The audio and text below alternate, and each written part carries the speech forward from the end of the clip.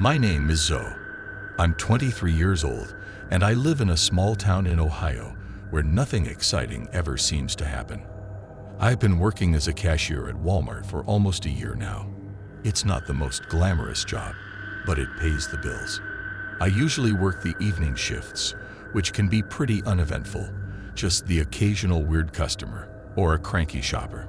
But something happened a few weeks ago that still makes it hard for me to sleep at night.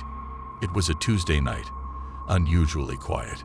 Most of the aisles were empty, and the buzz of the fluorescent lights seemed louder than usual.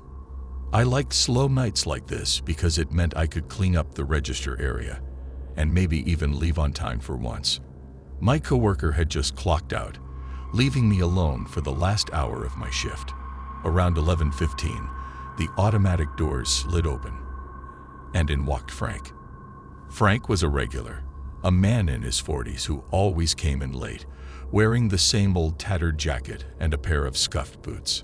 He never bought much, just a few random items like batteries or canned soup.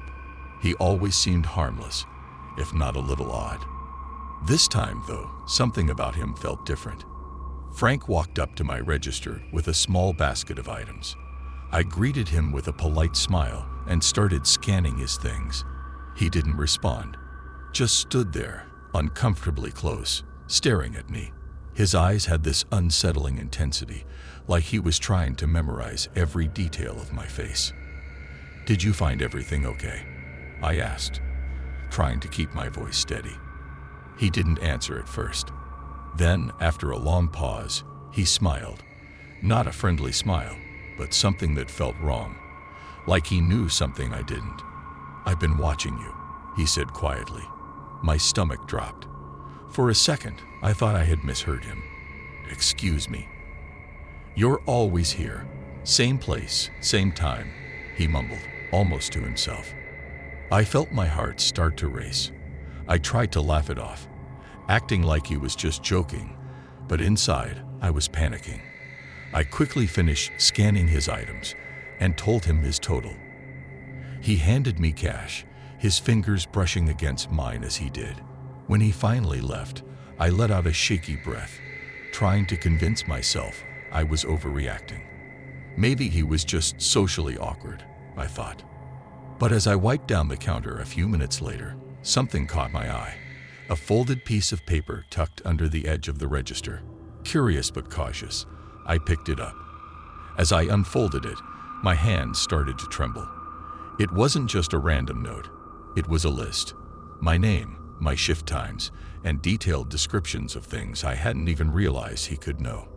It mentioned where I parked my car, what I usually ate on my breaks, and even what time I walked to the bus stop when I didn't drive. My legs felt weak. I looked around the store, half expecting to see Frank lurking in the shadows, but the place was empty. I shoved the note in my pocket and finished my shift in a daze, counting down the minutes until I could leave. The next day, I showed the note to my manager, who didn't seem as alarmed as I was. "He's probably just a lonely guy," she said. "Don't let it get to you." But it did get to me. Over the next few days, I started noticing Frank more often. He didn't always come up to my register, but I'd see him wandering the aisles, watching me from a distance. Once, I even saw him standing outside the store after my shift, pretending to look at his phone. I couldn't take it anymore. I called the police and reported the note. They took it seriously and told me to keep an eye out for him while they looked into it. A week later, Frank showed up again, but this time, 2 officers were waiting for him. They questioned him in the parking lot, and what they found sent chills down my spine.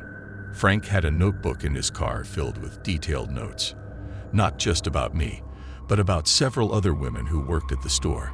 He had written down their routines, where they lived, and even plans for meeting them outside of work. The police also found duct tape, zip ties, and a hunting knife in his trunk. I didn't want to know what he had been planning. Frank was arrested that night, and I haven't seen him since. The police told me that I was lucky. Lucky that I found that note. Lucky that I reported him when I did. But I don't feel lucky. I feel paranoid. Every time I work a late shift, I catch myself looking over my shoulder, wondering if someone else is watching. Frank may be gone, but the fear he left behind isn't. Even now, I can't help but think, what if I hadn't found that note? What if he had followed me home one night? Those questions haunt me, and I doubt they'll ever go away.